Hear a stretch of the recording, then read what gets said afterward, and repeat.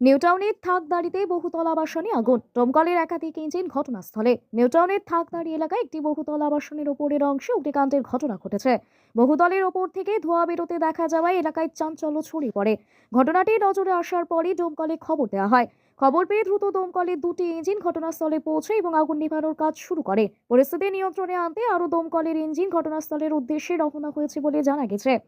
এই অগ্নিকাণ্ডে কিভাবে আগুন লেগেছে তা এখনো পর্যন্ত স্পষ্ট নয়। দমকল আধিকারিকরা আগুন নিয়ন্ত্রণে আনার পাশাপাশি ঘটনার কারণ খতিয়ে দেখার কাজ শুরু করেছেন। ঘটনাস্থলে দমকল ও সংশ্লিষ্ট প্রশাসনের তৎপরতায় উদ্ধার ও আগুন নেভানোর কাজ চলছে। অগ্নিকাণ্ডে কোনো হতাহতের খবর এখনো পর্যন্ত পাওয়া যায়নি। পরিস্থিতির সম্পূর্ণ নিয়ন্ত্রণে না আসা পর্যন্ত দমকলের তৎপরতা অব্যাহত থাকবে বলে জানানো হয়েছে।